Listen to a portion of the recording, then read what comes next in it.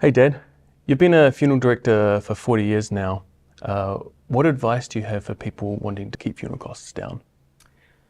Well, there's a large number of straightforward things, some obvious and some not so, that people can do to keep costs down.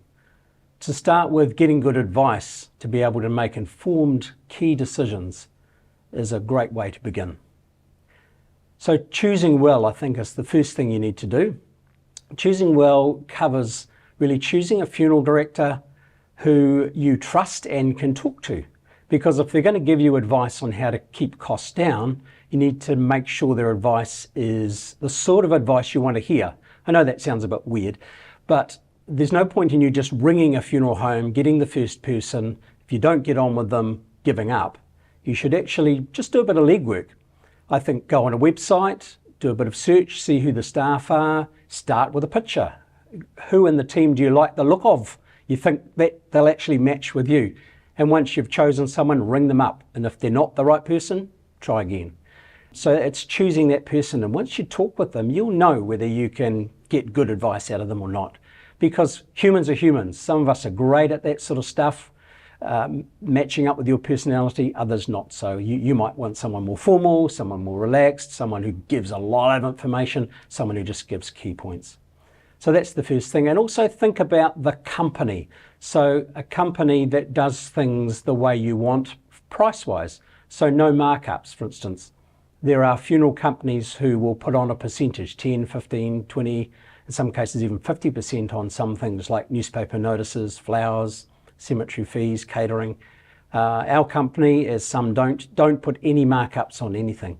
And then there's some, again, like us, who will actually give you the discount they get from some of those suppliers. So it can be actually cheaper for you to use the funeral home sometimes than doing it yourself. A really good example of that would be, I had a gentleman the other day who didn't even find out what we charged for printing service sheets. So he went and got them printed separately, came back and cited how it cost him $4 a sheet to print these wonderful service sheets when we would have charged $2 because we do it in-house, so our costs are not so great as someone external. Another example of that really is to look at quotes and estimates. So look at the funeral home itself. Will they give an estimate, a quote every time? Yes, we do. And we also do not just at the time of the funeral, but beforehand. And would also make sure that you have a real understanding through transparency. So for instance, Josh, who was my son, just introducing things before, Josh has a master's in computer engineering and is designing an estimate calculator for us at the moment. So rather than just doing something manual, some people don't want to talk to someone. They want to just go and find out on the net. So on our website, we're developing an estimate calculator. You can put in, I want $50 worth of flowers. I want $500 worth of flowers. I want to do the flowers myself from my garden.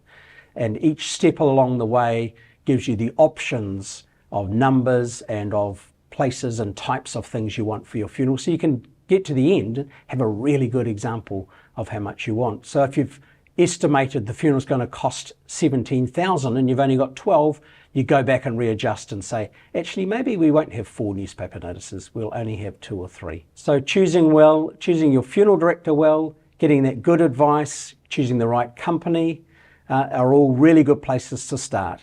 Another place to look at is package deals, and I'll talk about that in the next video.